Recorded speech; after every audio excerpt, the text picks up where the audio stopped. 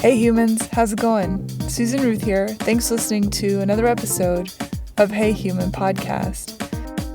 This is episode 323, and I had a conversation with Dov Baron. This is Dov's second appearance on the show. Check out episode 293 for his first one. Dov goes into more detail on this one about emotional source codes, how we identify ourselves, and why we're drawn to particular groups or ideologies. We also discuss the time he fell off a mountain and the emotional and physical trauma that ensued from that and how it was a turning point for him in his life.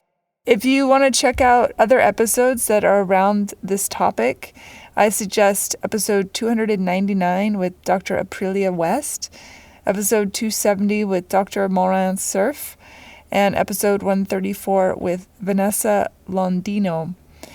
If you want to listen to older episodes of Hey Human and can't find them on your apps that hold only 300 at a time, you can go to blueberry.com, that's BLUBRRY, for all the episodes. You can also visit heyhumanpodcast.com, and you can click episode links on either the podcast section or the human section on the site. And again, all the episodes are there. I don't know why the algorithms are so frustrating and only do 300 at a time, but that's just the way it goes, unless you're super famous or something. Okay, in other news, check out Hey Human Podcast for links and to learn more about my guests and the show. SusanRuth.com to learn more about me. And please follow Susan Ruthism and Hey Human Podcast on social media. Also, please check out my new relationships and sex show. It's called Are We There Yet? With sexologist and healthcare practitioner Mara Edelman. The show is on YouTube under youtube.com/Are We There Yet podcast show. Thanks for listening. Stay safe. Be well. Be kind. Please take care of each other. All right, here we go. Dov Baron, welcome back to Hey Human. Hey, it is my absolute pleasure. I'm excited to be back. Thank you. Yes, it's so good to see you, as always. I got to say, on the last time you were on the show, I received so much wonderful feedback all across emails, texts, people running into me outside in the world. It really touched a chord. So I appreciate that. I appreciate you spending time with me then and now. Well, I'm really glad that it resonated with people. You know this as much as I do because I have two podcasts too.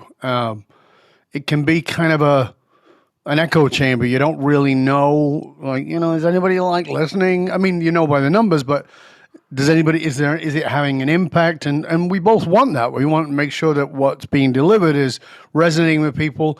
And that's why I say, I encourage people to write to the host and say, hey, this was a great show, or I hated it. That's fine.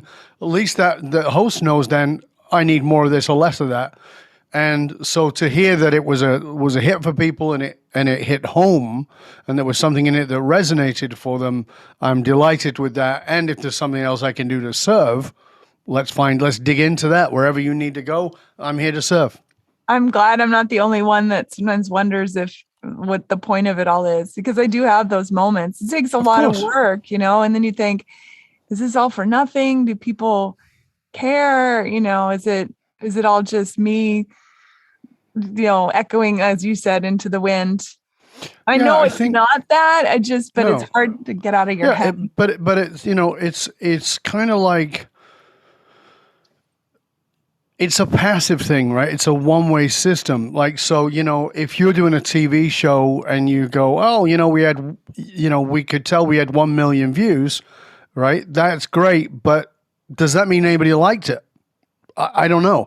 With a radio show, it's even more. With a podcast, it's even more. So it's such a one-way system that, we're kind of guessing, is this what resonates with you? And so the answer obviously has to become, well, am I going to be true to my soul in having this guest on? Am I going to be true to my soul in my conversation with this guest? And how will that touch the hearts and souls of others is what I hope for. And again, when people reach out to you directly, Susan, and say to you, this was impactful, you know, you had this lady on, she spoke about this, it really brought this home for me, or you had that guy on, and it really made me think about that. That for us, that's the ultimate high five. That's beautiful. Yeah, and those reviews, when people take the time to review. Yeah, I'm always praying for the rating and the reviews, because that makes a big difference at Apple and all the rest of those places. Yeah. Yeah, absolutely. Well, how have you been? What's new in your world? I have been really good. I am finally traveling again. So I was in LA at the neuroscience conference, which was wonderful, and got to hang out with some of my friends from that world. And then from there, I was recently in Minnesota. And not actually Minnesota. Nothing's in Minnesota. Everything's a good while out of that. I actually joked from stage and said, did somebody just stick a pin in a map and hope for the best? Because the closest place is an hour and a half away. But I was there, and I was speaking at the National Leadership and Development Conference for the Mille Lacs tribe. And so it was First Nations. It was wonderful. It was wonderful to be around those people, and the culture and the dancing and the singing, and it was just great. So that's the start. And now I'm working on my new book, as you know, which is all around emotional source code and working out how to deliver that in a way that's consumable. I can go on for a couple of 100 years and still never get there. So, do you find that people can wrap their head around that? For those that are just now tuning in, maybe haven't heard your first episode, which please go back and listen if you haven't heard it. Explain what source code is. Okay. Simplicity of it is to think about think of using the analogy of DNA. You have DNA. Now, you and I, we all know you can't change your DNA. It's what you got. It's identifiable. It's what will get you off on a murder case very often, right? So your DNA is your DNA. However, we used to believe, pre the Genome Project, we used to believe that the DNA you have determines all things in your life. How you look, of course, but also your behaviors and your propensity for illnesses. Now what we know is that that's still true, and the but is something called epigenetics. And epigenetics is the environment that the cell is in, the environment that the gene is in, determines whether that gene is turned on or off. Whether it's, so if it has a propensity for kidney disease, is that gene on or off? So the environment determines that. Not the actual gene, but the environment. So now let's bring that back to emotional source code. You have emotional source code. That's what you got. Okay, it's like your genes. You got it.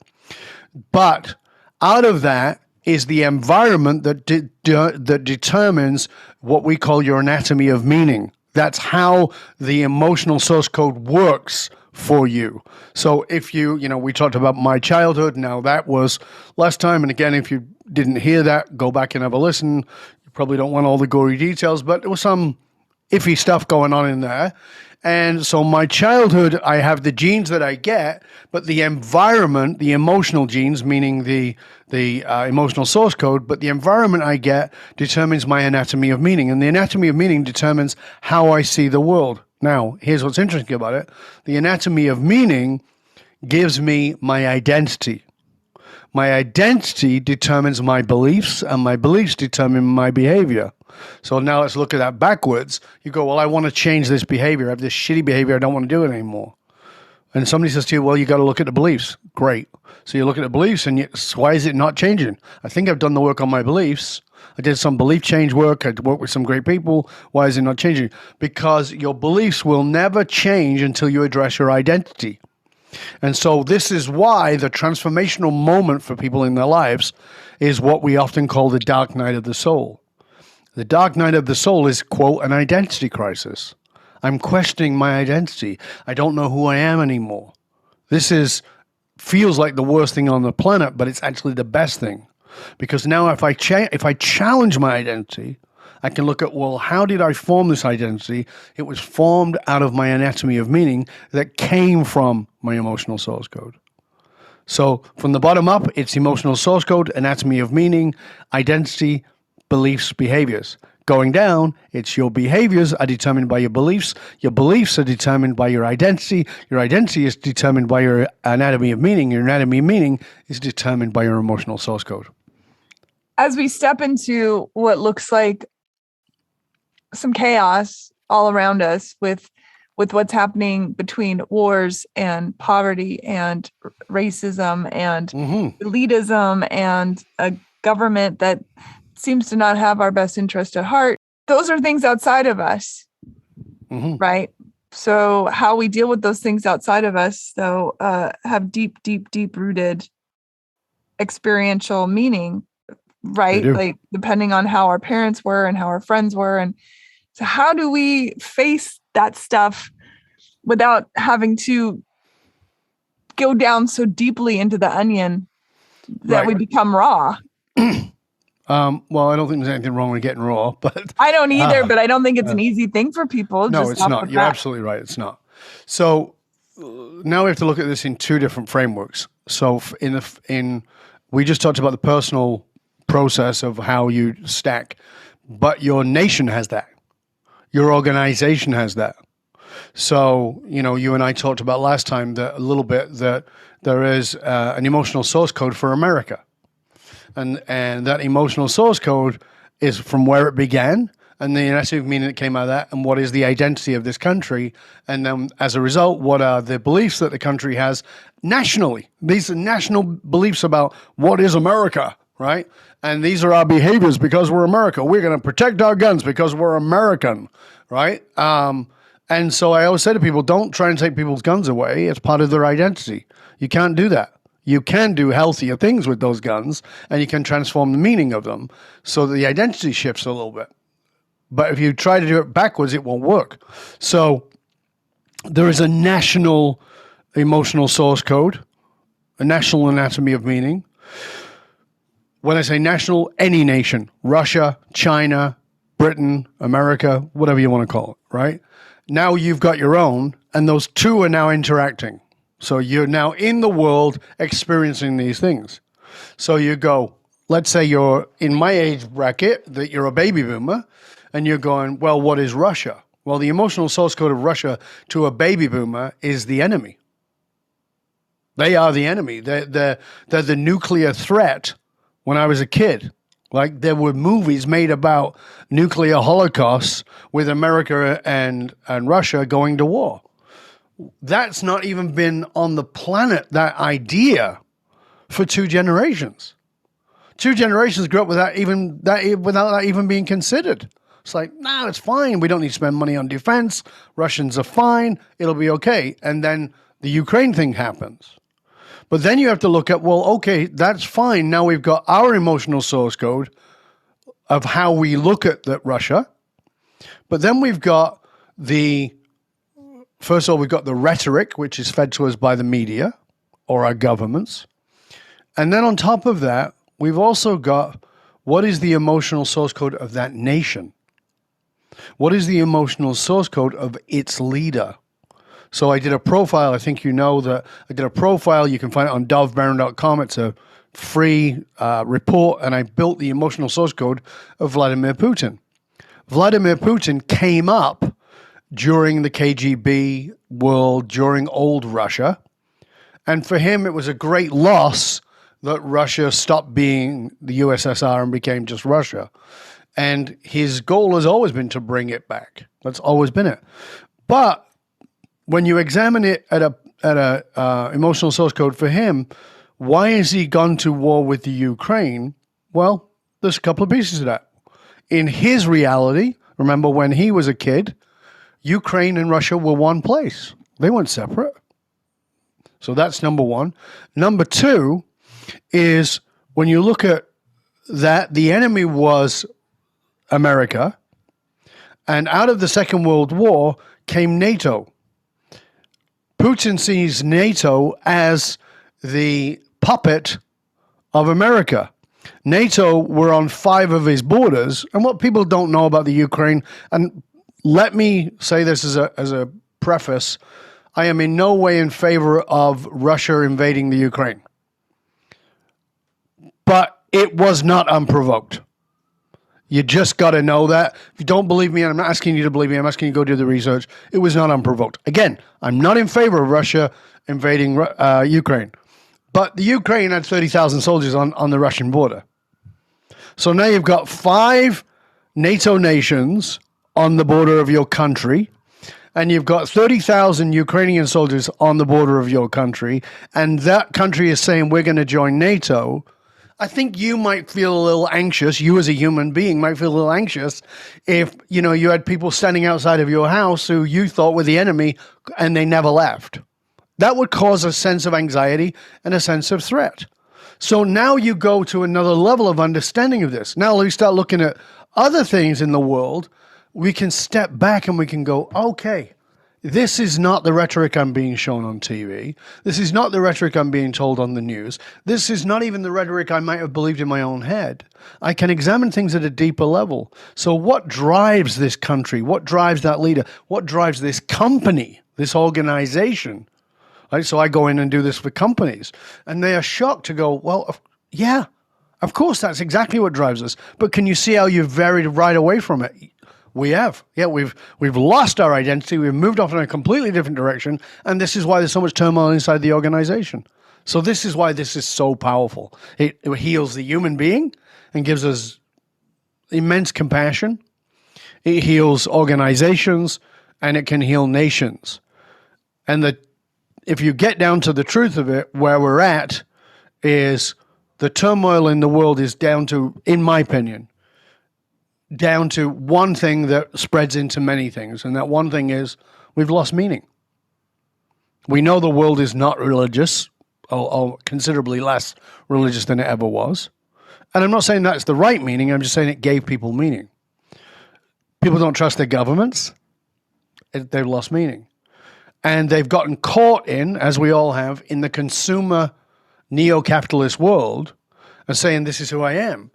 And when that becomes under threat, i.e. 2008, and now, as you and I record this, the potential for a recession, we've got inflation, etc., people are going, oh, well, who am I? I don't know who I am anymore. My house could go away. My cars could go away. So we're in an identity crisis. Again, dark night of the soul, good thing, feels bad.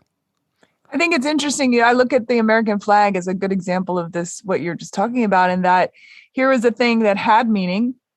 Yes. And then a group of people have given it hyper meaning, and in giving it hyper meaning, it has taken away even more meaning for the other half of the people. It's very well said. Yeah, this the irony of it all, and I think that it's been co-opted. This is the challenge, right? Yeah, it gets co-opted. So we talked about last time that what is the emotional source code of the U.S. and oftentimes in a nation it'll come down to one word. So the emotional source code of the United States, in one word, is freedom. That's what it is. It's freedom. So the challenge with that is whoever uses that can co-opt. So, they are looking to take away our freedom and our democracy. We have to storm the Capitol. The people who stormed the Capitol were not crazy people. Were there some crazies? Sure. But there's some crazies in Walmart. There's some crazies at Whole Foods. It's not about that. If you or I went into that crowd and asked anybody there, are you a patriot today? They would say yes. Every single one of them. Because they were co-opted around this word freedom and individuality. I have my rights. No place in the world says that. It's the individuality and freedom that are tied together that become the national leverage point for sometimes very bad players. Which is wild because there are plenty of free countries on this planet. Of course. But the freedom index has gone down. Yeah, yes. Globally. I've actually just written about this research. Yeah, I just read about some of that the world is less free than it's ever been. Yes.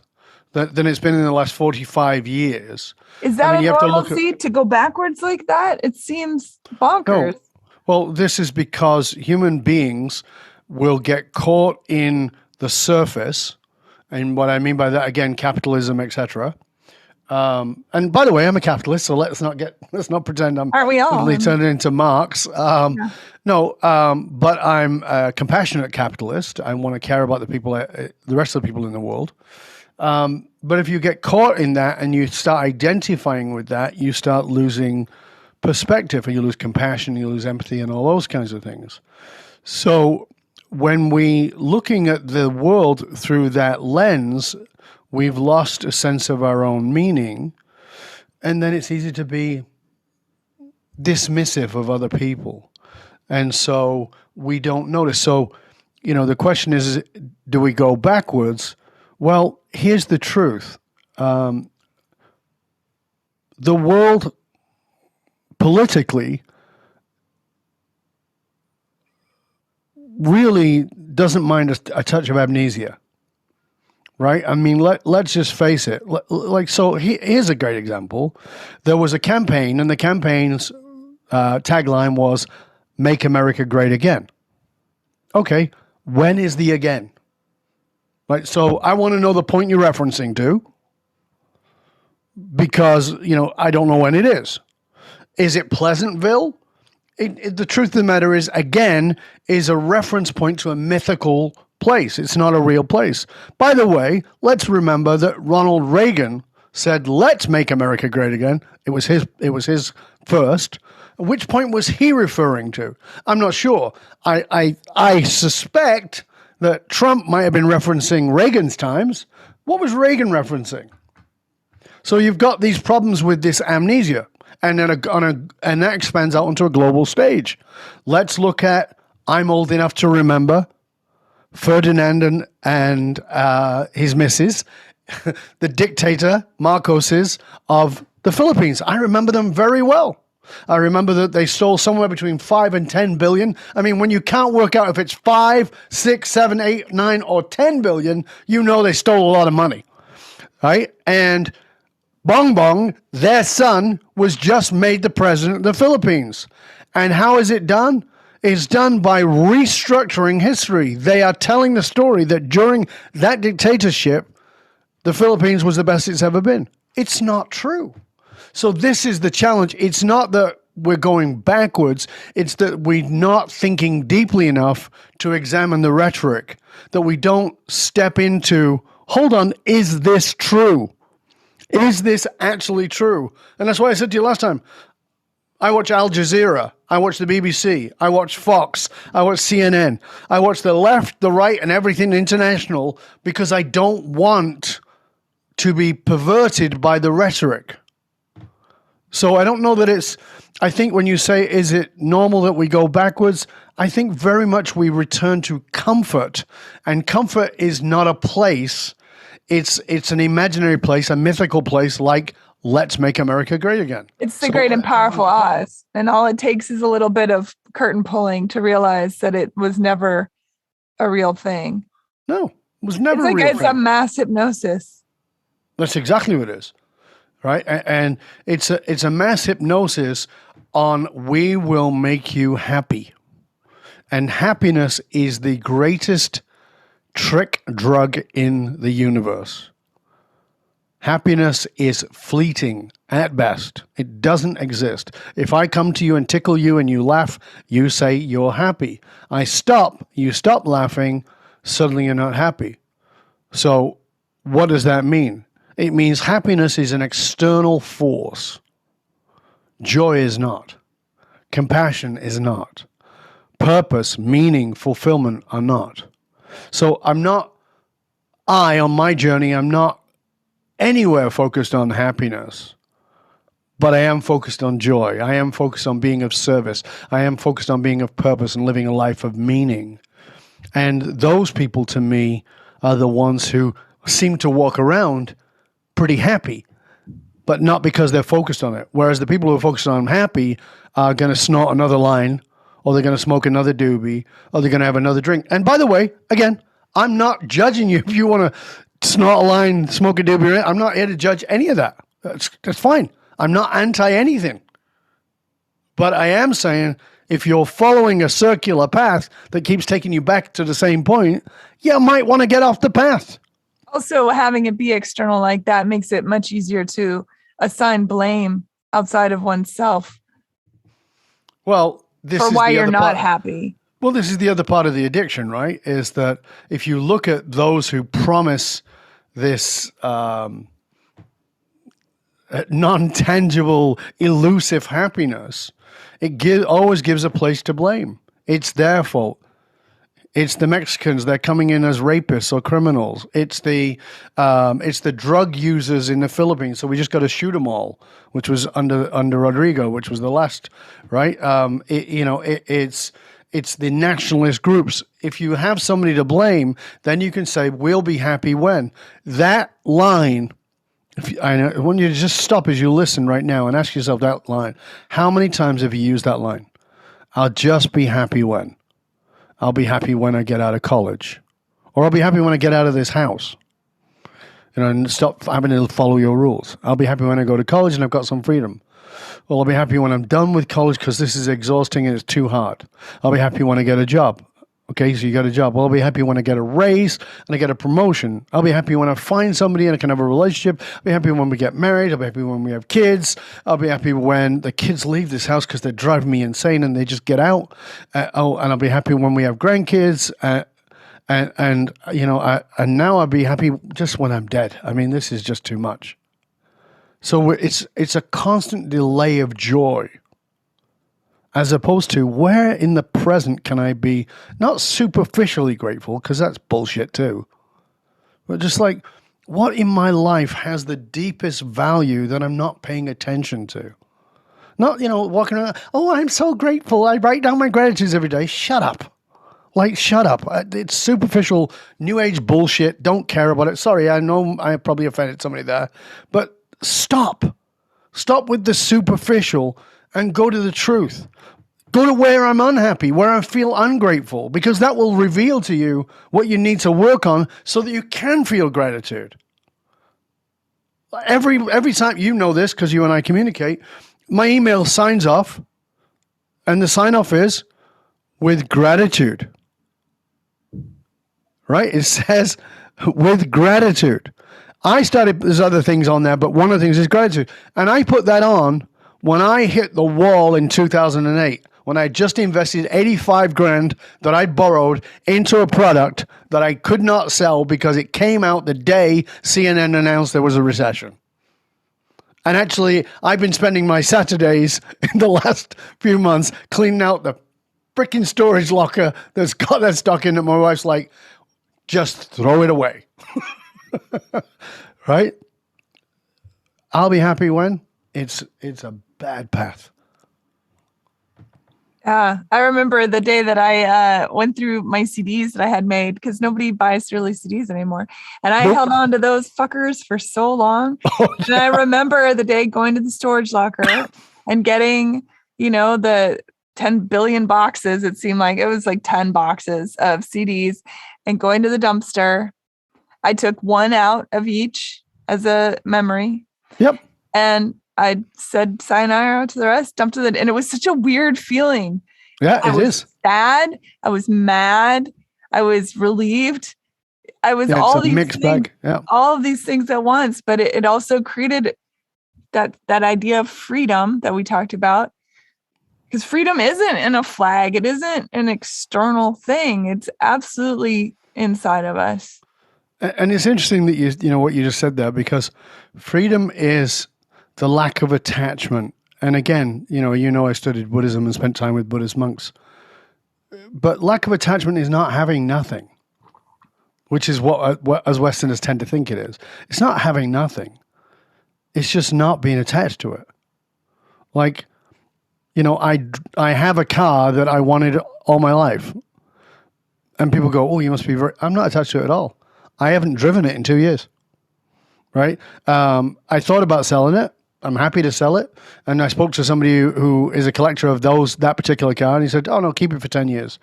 If you keep it for 10 years and drive around the car park in between, you'll be selling it as a vintage car. And I said, I don't even care about that. And he goes, do you like driving it? I go, yeah. He goes, then keep it. I just like driving it. It's not an attachment. Like, we get attached to things, again, because we hook our happiness into it, right? So, the things I'm throwing out are DVDs, CDs, manuals, all those are PDFs now. So manuals that are in binders, all these things, and beautiful boxes that I had made that were branded boxes in high gloss. And, it cost me a lot of money, right? And I'm like, yep, give them away, throw them away, whatever you have to do. They're in the recycle bin. Okay.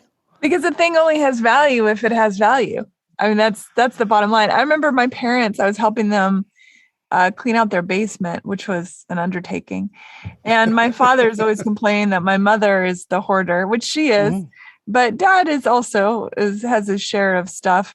I remember going through some of his folders, his file folders. I said, Dad, you haven't been a professor at the university for 30 years, maybe, or 20 years. Maybe it's okay we can get rid of this stuff, all your student files and all this stuff. And he said, oh, no, I have to hold on to that stuff. Why, Dad? He said, well, you don't understand. I said, well, explain it to me. I want to understand. Why do you need to hold on to, floppy disks and CD-ROMs and files, papers written by students from 30 years ago, and he said, because all this stuff is who I am. Right. And I said, identity. Wow, that is a major statement. I said, Papa, I'm telling you, it's not who you are. But if that's what you believe, then we won't throw this stuff away and it's okay. But that was so interesting to me. We're right back to where we started, which is identity. When you threaten somebody's identity, it is the most major thing you can do. People will defend their identity to the death. Absolutely. Right? So I will say to people all the time, okay, let me ask you, what's the most important thing in life? And they'll say life itself. Right? Particularly if you ask a conservative who's now fighting abortion, what's the most important thing in life? Life. Okay. So let's just examine that one for a minute. So you're no longer willing to have the death penalty. And they go, no, that's really important. Well, that's life.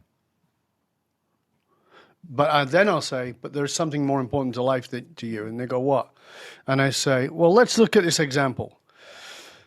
If the most important thing in life is life, right? If that is the truth, then how do you explain that somebody will strap a bomb to themselves and blow themselves up in the name of something?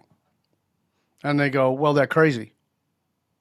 Well, I can sit you down with them and you'll see they're not crazy at all.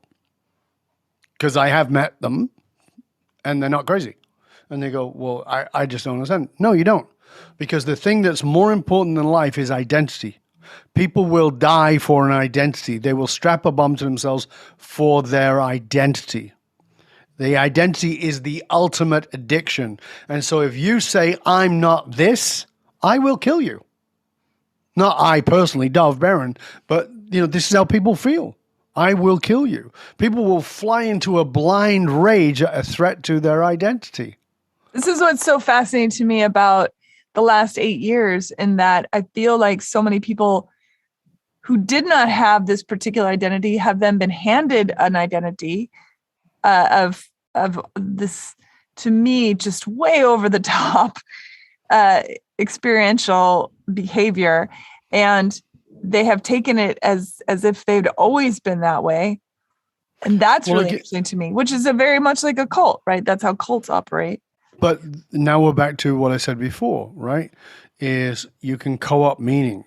Mm-hmm. When you co-opt meaning, you control identity. It's very simple. Right? So if I can co-opt the meaning, I can. So you and I talked about last time that I studied cult psychology and had some people I knew very well. The girl who used to work for me was I forgot what they're called now. The Hare Krishna. She was a Hare Krishna.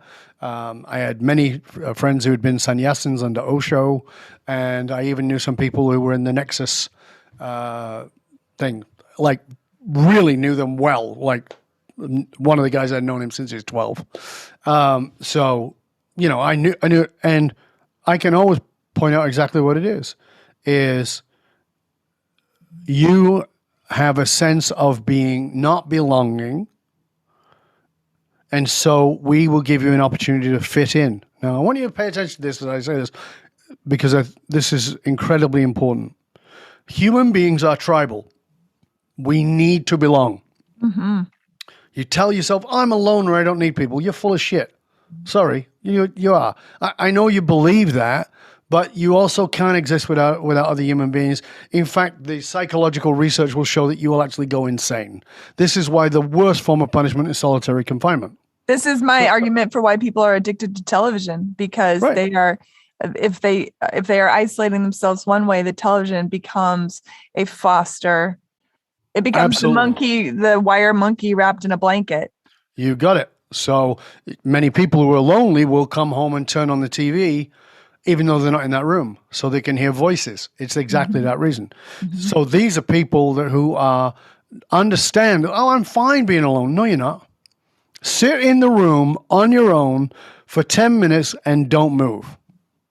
Don't move. Don't turn on the music. Don't turn on the sound. Don't turn on TV. Don't write in your journal. Just sit and see if you can quieten your mind. Then you'll find out whether you're okay being alone. Most people are like, I can't do 10 minutes. Are you crazy? I can't do a minute. So when we ignore the fact that we're tribal, by acknowledging that, we go, okay, I have a need to belong. When we ignore that, it doesn't go away, but it transmutes into, it distorts into, I need to fit in. Belonging and fitting in are very different. I am a fan of shirts. I have a lot of nice shirts. That's one of my weaknesses. But I don't buy a shirt without trying to get rid of at least one, usually two. Why? Because I want my shirts to belong in that closet. If I make them fit in, they're going to get all wrinkled and look crappy. We try to fit in, so we distort ourselves, we disenfranchise parts of ourselves, we distort ourselves to shove ourselves into this group to fit in. You're not made to fit in, you're made to belong. There's a place for you, but you have to show up non-disenfranchised. You have to bring back the disenfranchised parts of yourself you've given away in order to be with these people. Now, if you feel disenfranchised from the world and you feel like you don't belong, and then someone comes along and says, we're listening to you, we're here for you, and hold on a second, let's give you a new meaning called freedom, but freedom actually means this in our world, then away you go. Away you go. I think I mentioned on the last show that I spoke at the United Nations, and I spoke at the United Nations with Tony McAleer, and Tony was head of war, white Aryan race. He wanted to make Canada an all-white country. He went to the Supreme Court twice. He was the only person who went on to Montel Williams that Montel walked off on. Tony's a very, very good friend of mine. And people go, a neo-Nazi is a friend of yours? Yeah, because he's not that anymore. But they gave him a place where he fit in when he felt so abandoned by the world, by his own family, and he wanted a voice and he wanted his creativity. And so, yeah, it facilitated that. Tony has come back from that and now speaks at Holocaust museums and, speaks at synagogues. I spoke at the local shul with him here in Vancouver. And as I said, we spoke at the UN about de-radicalizing the right wing. But that was because he needed to fit in, not because he was a bad person. And so when I look at those people who marched on the Capitol, I can't see bad people. I can see people who were under a mass hypnosis given to them by a rhetoric that sold them a false idea of what freedom is, using the emotional source code, and gave them a place to fit in. But as you're seeing from the January 6th hearings, I saw one last week, a wonderful man stood up and said, yeah, I was there because they were going to reveal how the election was stolen. That was what we were going to see. There was no evidence of that. We never saw that. But you get caught up in the swell of that. And they said, well, why did you march on the Capitol? Because the president asked us to. That is not a crazy person.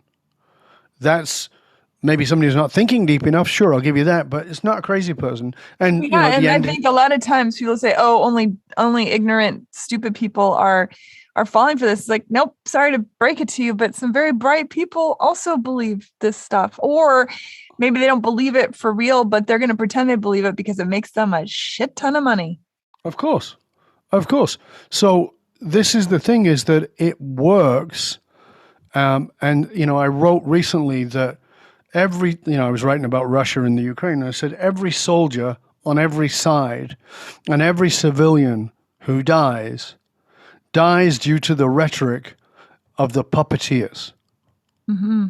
Under the name of patriotism. So really, we need to really question, what is patriotic? See, for me, a patriot is somebody who questions their government. That's what a patriot is. I believe in my country, and because I believe in my country as a democratic country, I will question my government. That is patriotic.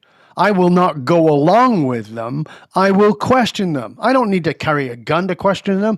I will question them.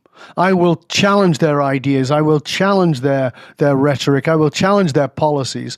And because vote in the smallest to the largest of elections, from the local to the major ones. Right, because I'm a patriot.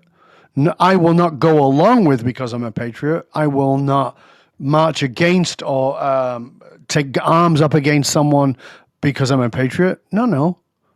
We have to find a way to come together. We have to find a way, you and I have this in common. It's a big thing about our shows, is I want people on my show I disagree with. Absolutely. I don't want to convince them, and I know they're not going to convince me, but I want to hear them. I want to understand them. I want to find out what drives them. I want to have compassion. Knowledge is power. Yeah. And so, but not only is knowledge power, because sometimes we're given false knowledge, but the willingness to, we talked about this last time. My religion is curiosity. Same. Right? My religion is curiosity. I used to say it's love, but that's kind of too, it's esoteric. Nebulous. Well, it's nebulous, right? I mean, if I ask most people what does love mean, they have no clue, really, truthfully. They don't know. But my religion is curiosity. So it would be against my faith to argue with you and make you wrong. I won't do that. So I want to argue with you and find out why you believe, but not to prove you're wrong. And you can do the same to me. That would be great. But let's explore that. So we have this conversation of souls. So there's this spiritual, intellectual intercourse that is orgasmic in its outcome, that I may fade into you during a moment, you may fade into me during that moment, but we evolve from that as bigger, deeper, more meaningful human beings. But I'm not you and you're not me. Do you think it's possible to pull back from where we are as a society, as a nation, as a world? Ooh, you're asking the big ones, huh? It's interesting because I don't want to be a pessimist. I don't want to be an optimist. I want to be a realist. And what I know about human psychology is this, that human beings rarely change without extreme pain. The question is, when will we notice the pain? So the answer to your question is when we notice the pain. So I fell off a mountain in June 1990. I fell 120 feet while free climbing and got smashed to pieces. That was my wake-up call. What most people don't know is that was my fourth fall. The first one was 70 feet off a shale mountain in Western Australia. It was a shale mountain, so I didn't fall from the top to the bottom. I rolled down because it was a shale mountain. But, it was severe enough. I had two smaller falls, 25 feet and 15 feet after that, and then the big one was 120 feet.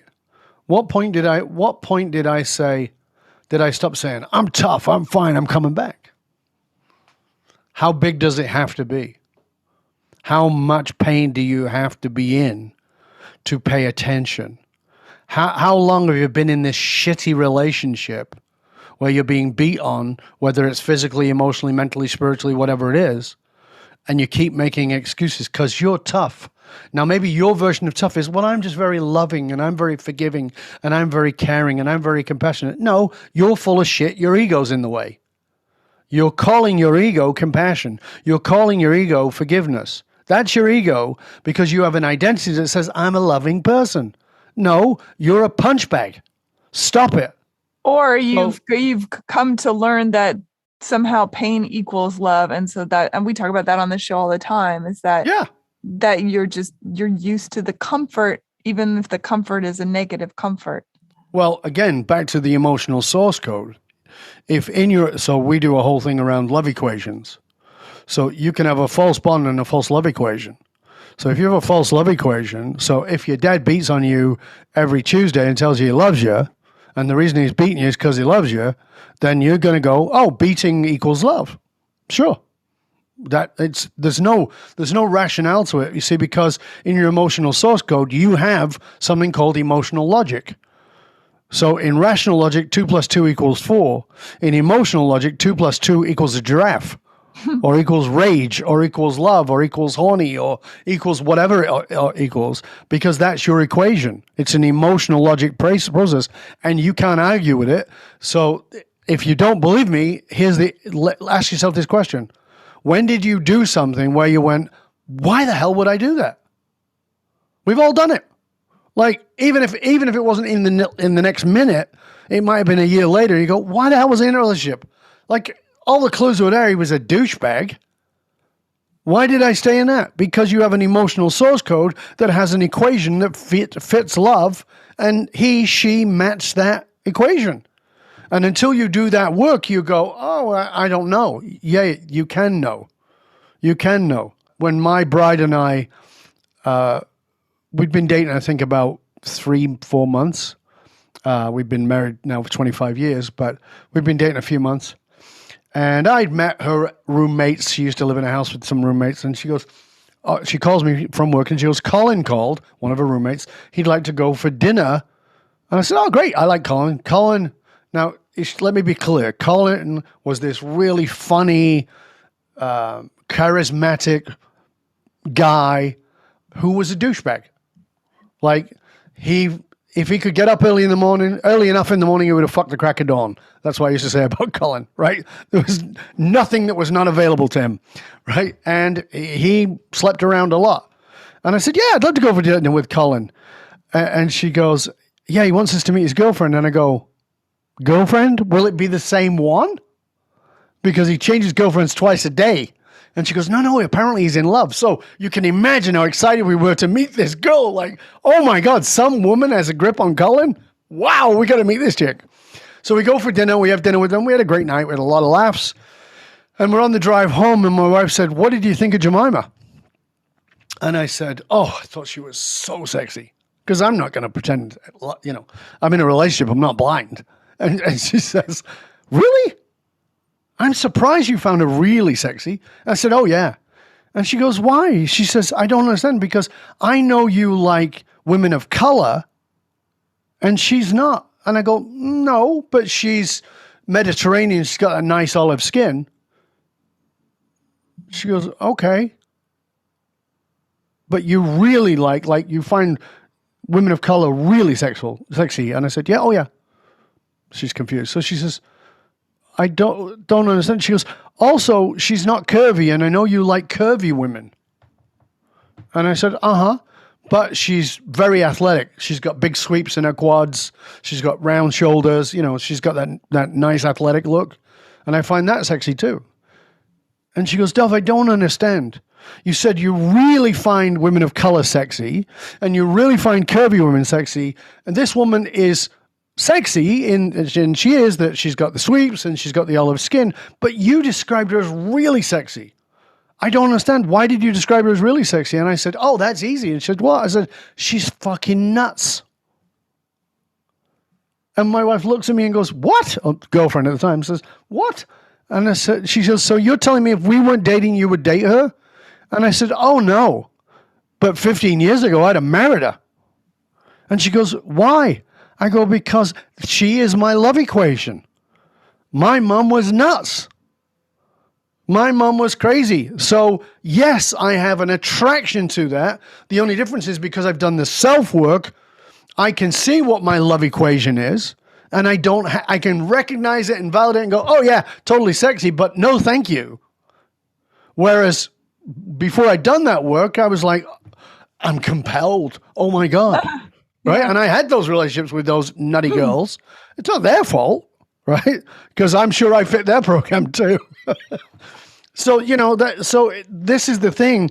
Love is an equation that exists inside of your emotional source code. It's not this idea, or we think it's physical. It is, but only to a degree. We think it's characteristic. It is, but it's only to a degree. It's a match in the emotional source code. And by the way, it's not gender specific.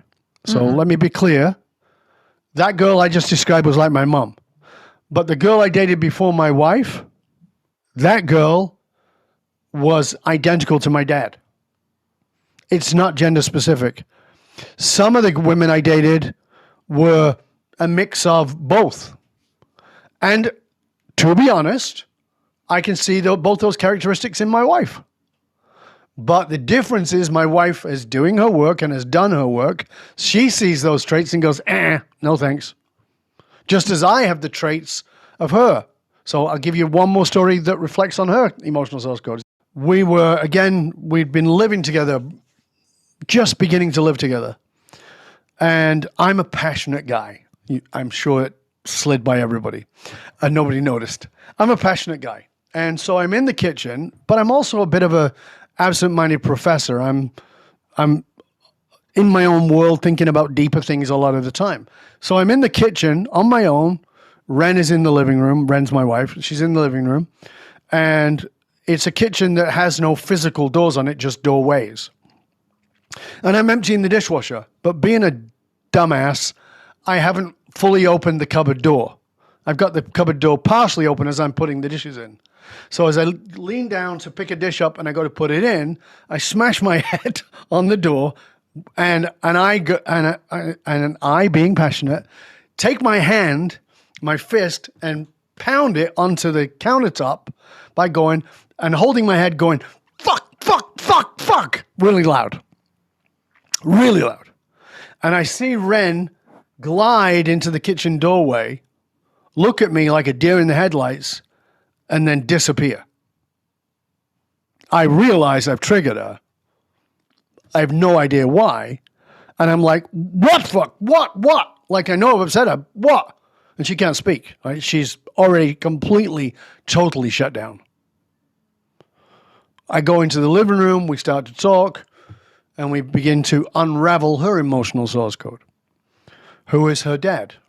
Again, not gender specific. It just happens to be that with this story. Her dad was a Christian minister.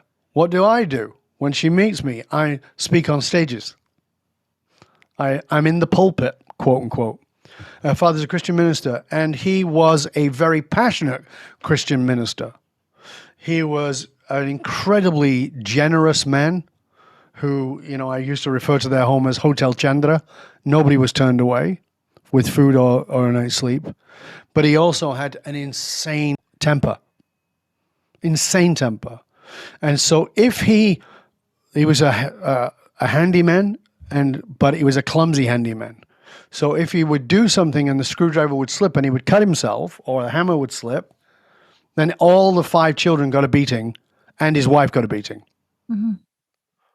And when I say a beating, I'm talking about tie him up, hit him with a belt, and stomp on his wife's back with his boots. Oh my God. Because of his own trauma and his own childhood. We can go into what that is. It's not relevant right now. So when my wife, who's had this experience with this passionate guy, who stands on a pulpit and speaks and is, incredibly generous like her father, all those are endearing. But now I lose my temper, not with anybody, but I'm pissed with myself. Her equation becomes, you're going to beat me. And I had to recognize that I triggered that and go in and say, listen, here's the deal. I'm a passionate guy. That's not going away. And the person I am ever going to be most pissed at is ever going to be myself, because sometimes I just do dumb shit that upsets me. But I will never, ever strike you. That's not even an option. My father used to beat my mother, so that was pretty much decided for me pretty early on. I'm never going to do that. But I had to be careful and be aware that my temper is that trigger. She had to learn on the other side of it that it doesn't automatically mean that. So when my wife behaves in a way that my father or my mother would be, I have to know that it doesn't mean what it meant with my mom and dad. When I behave in a way that her mother or father might be, it doesn't mean that I will be or am what her mother or father would be. So that's part of how our love equations work, and more importantly, the evolution of them. Because you can't get rid of the original emotional source code, but you can change the anatomy of meaning. And this is why communication is so paramount, and that if you're feeling yourself being triggered, that to say, pause, this experience is creating this memory or this, and sometimes we don't remember why we're even having the feeling, but to just say, I'm having this feeling, I need to step back and evaluate it before things get all out of control. It's tricky though. It's tricky to have that moment of clarity. It is very tricky in that moment because you're not in a moment of clarity. You're in your amygdala. You're in your reactive brain, right? And so you have to develop systems for that. Because if you look at your partner and go, well, you're triggering me, that's a good way to piss them off. Like, what am I supposed to do with that? Right. Right. So my wife and I do couples training. We teach couples training and we do it privately. We used to do it for the public, but now we only do it for private couples. And one of the things we say is that you've got to have the tools in the toolbox to deal with the thing at the time. But one of the first tools is don't try and work it out while things are hot. You got to let things cool down. So you need a set of signals. You need a set of tools to do that. Safe words. Sorry? Safe words. Safe words, exactly. We call them codes. You develop a code. What is the code, right? So if the code is pineapple, it's like, just don't talk to me right now, right? I'm pissed. Don't talk to me. I know it's not you. You've triggered it, but it's not you. I got that. So pineapple, whatever it is, right? So first thing you can do, and I teach this people all the time, I teach it with any form of anxiety, is a double breath in and a hold and a double breath out. Hold.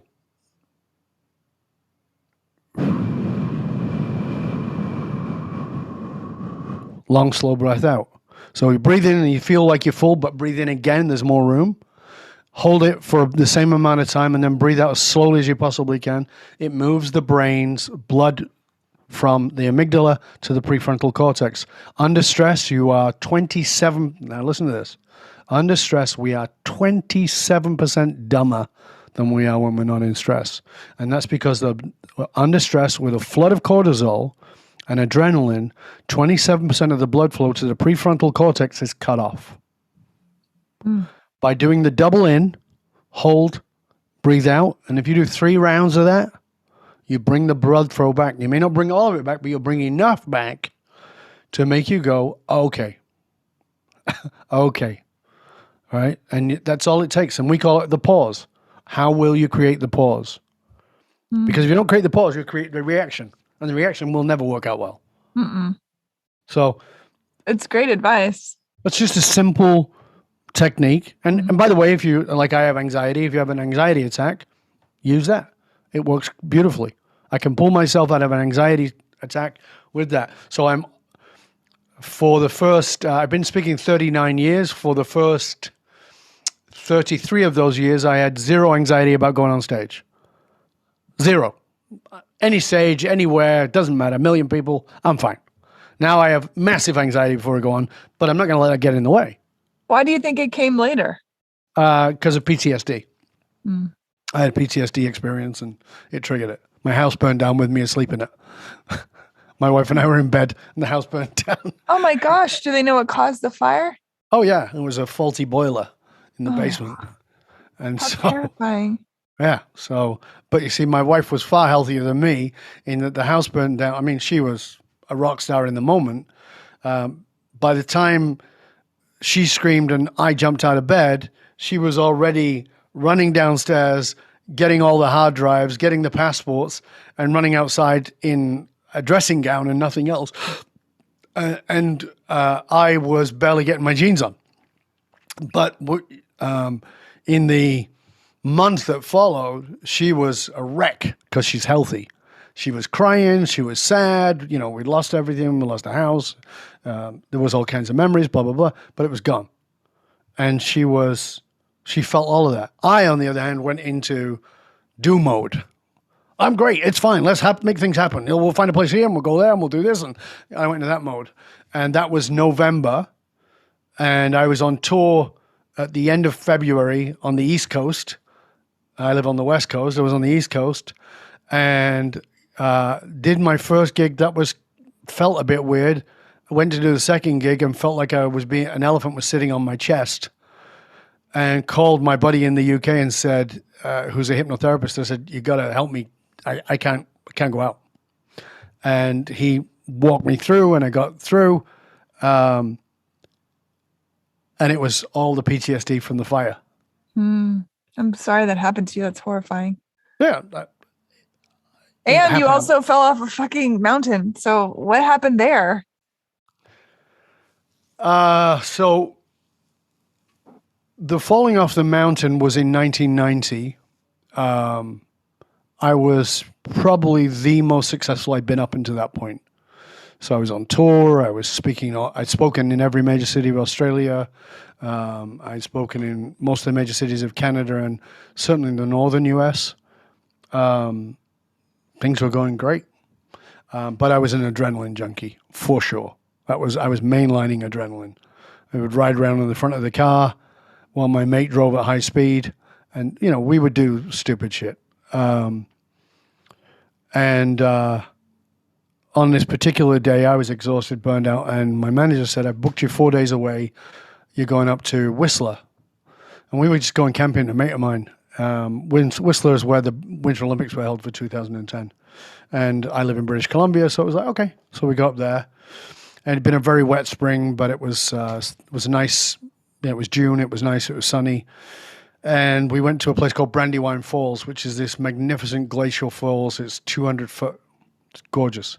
And I said to my mate, let's hike down. There's no path. Let's hike down. So we hiked down, which is about a 45-minute hike down, not up, but down. And we get to the bottom, and I say, let's see if we can get behind the waterfall. He's like, what? And I go, yeah, there's a gap between where the cliff is and where the water comes off the glacial fall, right? And he's like, okay, because he's also an adrenaline junkie.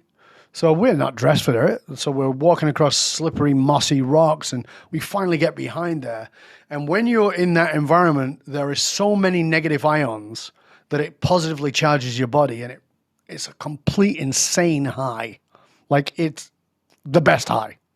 So when I came out on the other side, I felt like freaking Superman. I felt completely indestructible.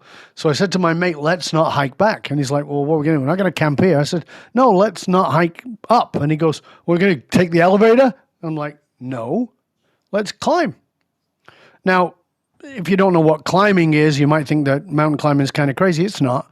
If you're trained, you've got the right gear, you've got the right equipment, you've got ropes, you've got safety lines, you got all kinds of stuff. Free climbing is definitely a little crazier. But you're dressed for the occasion. You have chalk. You've planned your route. You know what you're doing.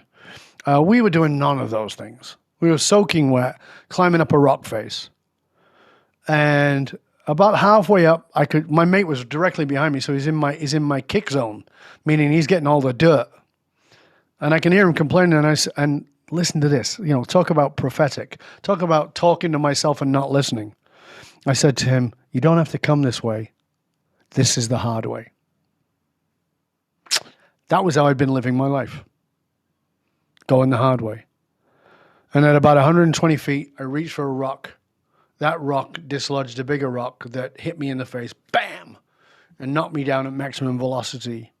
Knocked backwards, and I clipped the edge of an outjutting,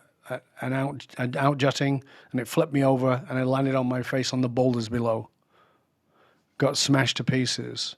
My jaw was broken into 5 separate pieces. Both cheekbones were gone. The nose was gone. There was just a little bit of my forehead actually on this side that was not touched. It looked like mashed. And I can tell you the gory details. You don't need to know them. But it was 12 reconstructive surgeries later.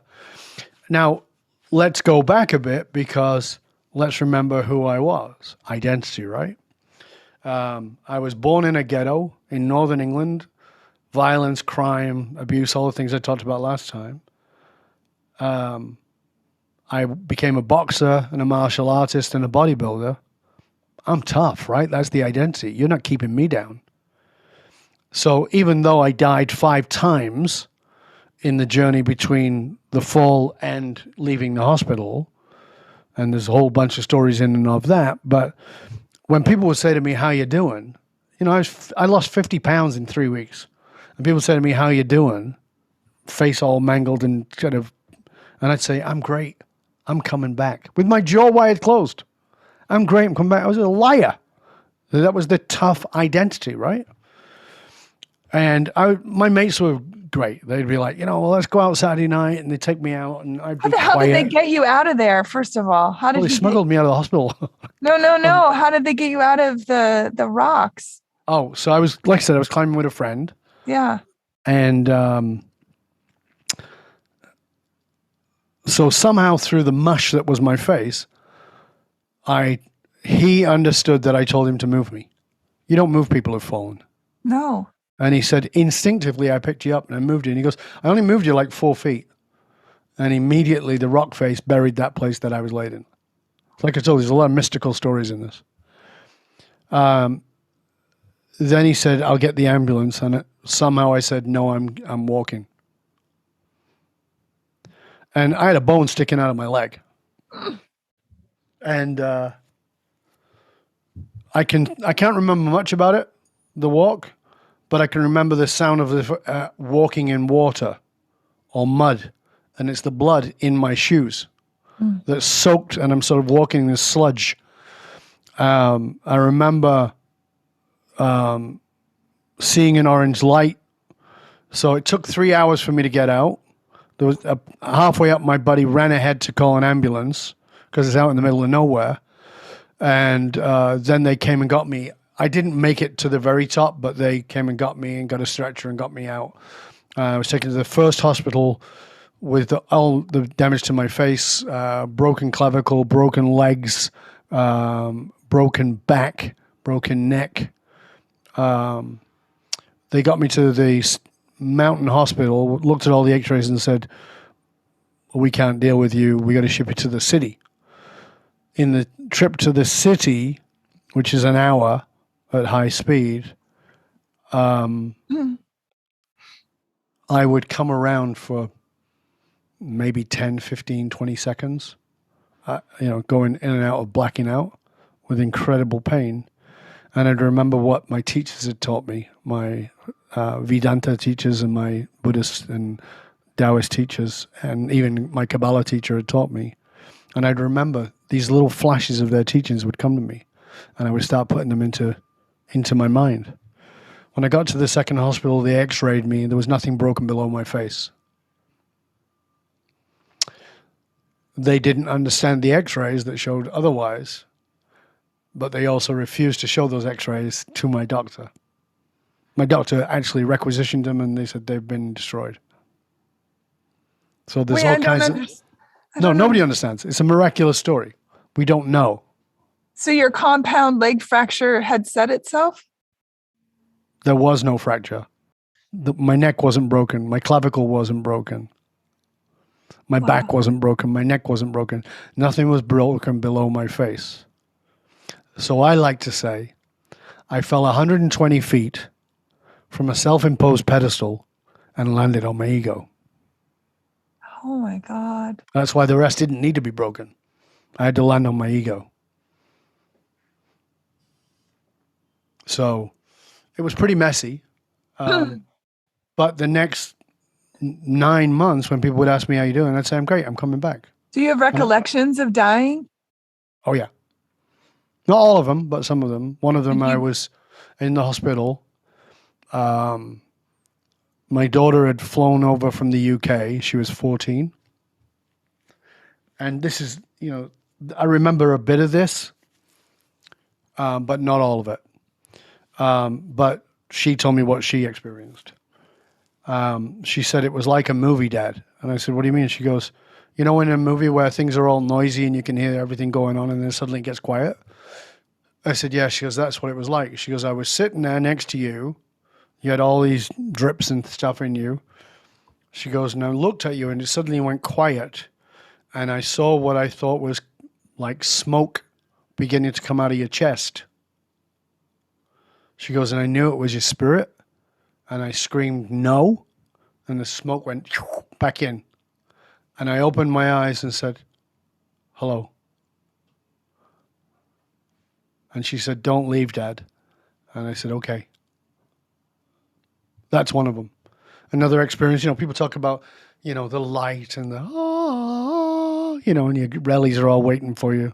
No, I remember very dark parts of that journey, battling to get back inside of my body, battling with dark forces that I'm not saying are real. I'm saying, maybe figments of my own imagination, but battling and making the choice that I was not done. But like I said, during the recovery, my mates would take me out and have these great nights out, and I would pretend that I was fine. Sneaking you out of the hospital. Yeah, they sneaked me out of the hospital. And I pretended I was fine. But I was miserable. I was darkly, darkly depressed, but I wasn't going to let anybody know. And then one night I went out with the lads and I felt like I had a good night. I actually laughed a couple of times and it was genuine. And I thought, all right, maybe I am coming back. This is good. And I opened the kitchen door, come in the back way, opened the kitchen door, and the light from the porch shone into the kitchen. And on the floor, I could see it smelled horrible. And on the floor, I could see festooned garbage everywhere. There were empty cans, coffee grinds, kitty litter. I mean, it was just everywhere. It was disgusting and it was gross. And I went from being in joy for the first time to being enraged. Completely enraged. I knew exactly who the culprit was, and I wanted to kill. There was no... It's not a metaphor. I wanted to kill. And I got into the living room, and there was the culprit, curled up and all comfy on the couch, lifted my hand to strike, and halfway down, something stopped me, because that's not who I am. And instead, I put my hands down and lifted my cat into my arms, pulled this cat to me, and he was cold, and he was dead. The cat had died that night after doing whatever it had done. And I fell to my knees and I began to weep. Not cry, but like the weep. And it was probably no more than a few minutes when I realized, why am I weeping? I didn't even like this cat. It wasn't my cat. So why am I weeping? And I realized, I'm not crying for the cat. I'm crying because I died. The identity of who I had been had died. And that was the turning point. That was the dark night of the soul, not the fall. That was the dark night of the soul, where I began to ask, why am I really here? What is my purpose? And I spent the next 9 months in a very dark place, not denying it, being in therapy, doing all the things I needed to do, journaling for hours and hours a day, drawing, painting, screaming, beating the shit out of pillows, feeling everything I could feel, and wanting to know, what is my purpose? Why am I on this planet? And that actually was the catalyst for me really understanding how source code works, and how the anatomy of meaning works, and how we build the identity as a bravado, which I had clearly done, and how that's full of shit. And when you get to the soulful level, your life doesn't become about happiness. It becomes about serving and joy. So that's just one of the stories. Incredible. I'm so glad you're here. Thank you. Me too. Wow. Me too. I got to play with my grandchild for about 45 minutes before we came on. Oh, yeah? Congratulations. My youngest grandchild. A new grandbaby? No, she's 18 months old. The new one is on the way in October. Congratulations. Thank you. That will be number 6. Oh my gosh. Good for you. My eldest grandson is 28 years old next month, and the youngest one is on the way. So, do you use some of, this stuff that do you find that the grandbabies, the ones that are old enough to understand, or even your kids, that they are shaped by it? Or is this something that you think people have to fall into, not necessarily fall off a mountain to get? But I don't think that. So there's a saying in the speaker world, a wise man is a fool in his own village. So don't preach in your own village.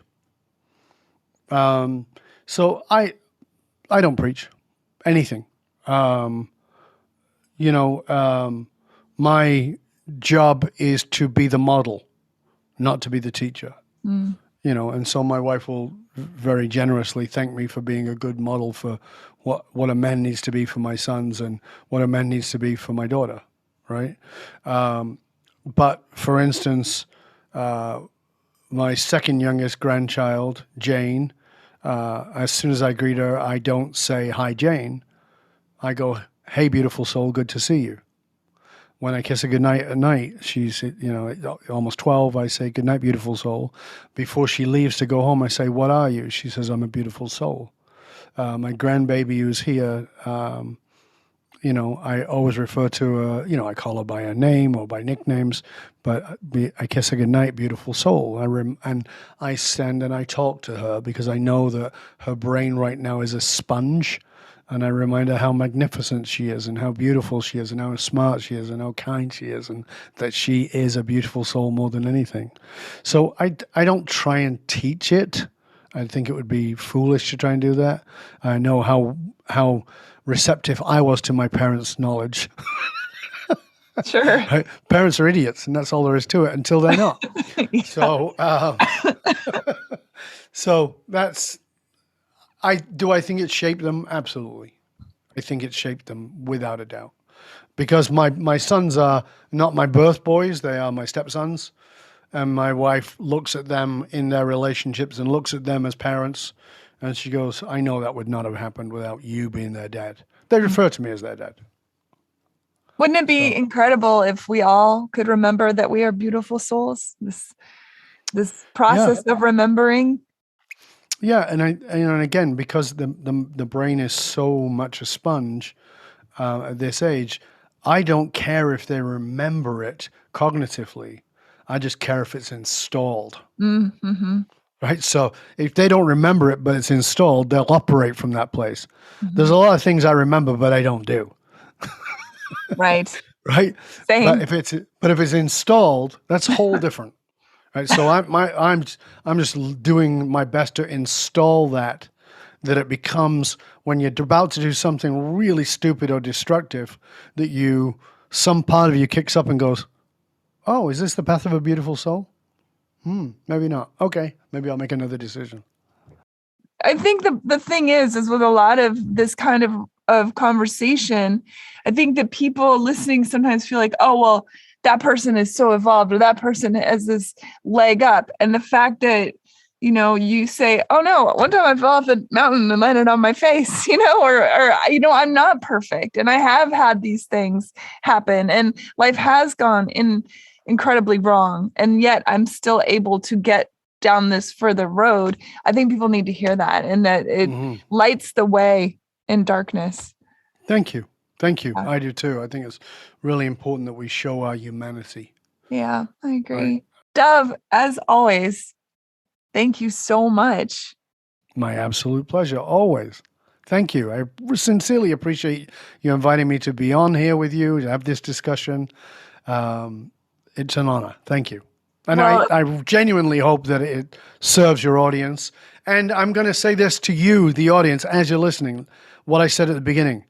This is a one-way system. We don't know if you like it or don't like it unless you tell us. So go to Apple, go to wherever you tune into the podcast, rate, review, subscribe to the show, and let Susan know, "Oh, I hated that show. Oh, I love that show. Here's what was great about it. Here's what sucked about it. Here's what I'd like more of." Like, we need that feedback. It's important to us because otherwise we're just shouting out into the wind. And, I know Susan and I are here to serve, and we want to serve you. And if you want to know about me and if I can serve you, please reach out to me. My direct email, I know it's insane, but my direct email is dov, D-O-V, at dovbaron.com, dov@dovbaron.com. Or you can go to dovbaron.com, which is my website. There's 2 podcasts, Leadership and Loyalty, Curiosity Bites. And on top of all that, about 1,000 videos on YouTube. And I write for Medium. You'll find that at The Curious Leader. And just Google DOVBARON. You'll have more than you can cope with. Absolutely. And Dov is great with social media. You have a lot of really wonderful content on Instagram, on Twitter. So you're definitely out there in the world. Thank you. Making it better. I hope. Reminding people that they are beautiful souls. That's it. We are all beautiful souls who have lost our way, but it is still our way. And if you can just ask yourself that question in your shittiest moment, is there a part of me that can remember that my nature is that I am a beautiful soul? I just did this shitty thing, but can I remember that? Well, it can't be true because I just did this shitty thing. No, it is true, but you forgot it in that moment. But it's your touchstone. It's the place you can always come back to and say, all right, that is my core. At the core of everything else, before the emotional source code, before the anatomy of meaning, before the identity, before the beliefs or the behaviors, you were and you will always remain a beautiful soul. And that part of you is untouchable. The world cannot touch it. Politics cannot touch it. Shitty relationships cannot touch it. It is untaintable. It is magnificent. And that is the truth of who you are. So remember that. Recall that. Remind yourself of that. And if you can't, then remind other people of it. Because every time you remind somebody else of it, maybe you'll remember a little bit of it yourself. Amen. That's beautiful. Thank you, Dov. And thank you for listening, everybody. Bye. Thank you. Bye. Rate, review, and subscribe to Hey Human on iTunes or wherever you get your podcasts. Thanks. Bye.